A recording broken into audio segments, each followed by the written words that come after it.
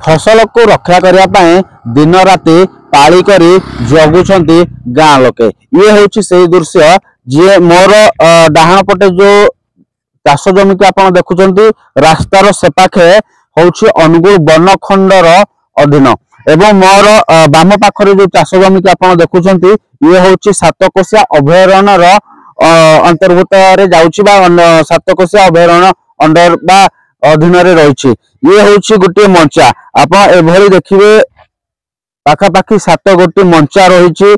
लोक मैंने गाँ लोक मैंने वन्य जंतु दाउरू रक्षा करने फसल को विभिन्न समय पाली कर जगुंट टिके आम आलोचना करिया कौन रही ग्रामवासी समस्या मौसा कौन ये मंचा कौन कर मंचार समस्ते बसी 5-7 जन बसी विभिन्न मंचार भी बसी कौन बस कौन आमर तो जीविका किसी ना केवल चाष चाष को जीवजंतु नष्ट करने जो आम भारी हईराण जीवजंतु को रक्षा फसल सुरक्षा बसीचु राति सारा कौन कर केते दिन है मसे गले 30-35 दिन है बसीचु आगामी भी बसबू फसल थिबा पर्यंत आ कौन कर उपाय आमर किसी ना फरेस्ट वाला खबर देले फरेस्ट वाला आम सागे पराई पलाउं हाथी साथी देते से कहते आमको 1000 टका मास जाक दौर आम अध घंटे जगह अधिका किसी ना से पहुँच रहना आम सागर आम ग्रामवासी जहाँ करूँ ग्रामवासी जगुचु आन्न कहीं जगुना निहाती भाव जहाँ ग्रामवासी अभियोग जे चाष जमी को वन्य जंतु ठारू रक्षा करने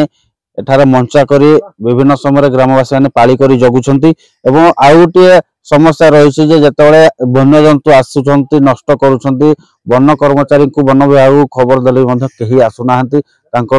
सहायता करने आउ टे आलोचना करिया खाली कौन हाथी दायु नष्ट होउछि ना अन्य किसी जीवजंतु रही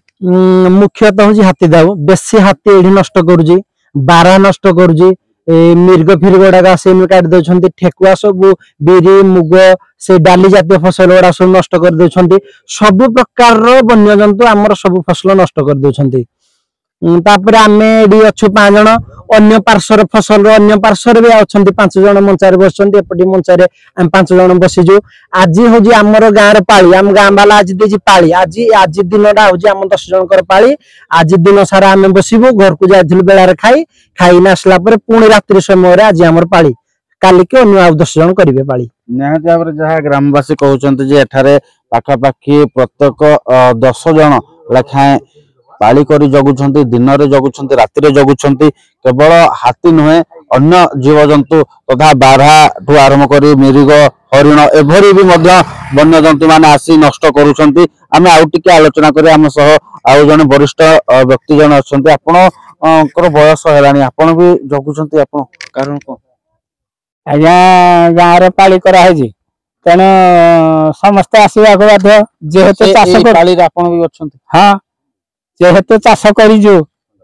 तेणु समस्ते आसिक जगब केवल हाथी नुह बारा हरिण संबर ठेकुआ ये प्रभृति वन्य जंतु आसिक हाथी बारा धान खाइले तो हरिण ठेकुआ ये प्रभृतिर डाली जातीय चाष ताको भी नष्ट कर सोरिष एवं बुणा चाष हो बुणा हो किंतु हाथी मधेक नष्ट कर बारहा आसिक तसी दौर बर्तमान सोरिष गछ आउ उधई पारुनी तेणु गोटे चाषी एकर जमी जदि चाष कला सोरिष चाष मिनिमम तार खर्च 10,000 रु 15,000 पर्यंत से खर्च कर सार सध बेहन ट्राक्टर ये प्रभृति सब प्रकार कला बेलू जदि वन्य जंतु बारंबार ये प्रकार नष्ट करेंगे चाषीर कौन मूल्य केवल आमर अन्य कौन उपाय ना ग्रामवासी कहते जो भाई भाव में हाथी आसूची हाथी आसिले टर्च मरा जाउछि किछि वाद्य जंत्र भी बाजा बजाउछंती निया भी लगाई हाथी को घौड़ुछंती कारण विभिन्न समय हाथी हो बा विभिन्न वन्य जंतु हो जेतेबेले आसी फसल को नष्ट करूछंती सेही समय हाथी को दाउरू रक्षा करने यही मंचा करा मंचारे लोक मैंने जगुंट ग्रामवासी मैंने जगुंट रात्रि उजागर भी रोचंती आ सबुठार गोटे सूचना जे केवल धान चाष नुहे सोरिष चाष भी मध्य करा जाउछि। जने चाषी जदि सोरिष चाष करुछि ताहाले पाखापाखि 10,000 टका सेथिरे खर्च होउछि, किंतु जेतेबेले वन्य जंतु आसी नष्ट करि जाउछन्ति सेतेबेले सरकारक पक्षरु जो अनुकंपा मिलुछि से स्वल्प दरर बा स्वल्प अनुकंपा मिलुथबारु चाषी भी माने को मध्यरे भी मध्य असंतोष प्रकाश पाइछि। अनुगुळରୁ राजेश पाजनक रिपोर्ट, एमबीसी टीवी।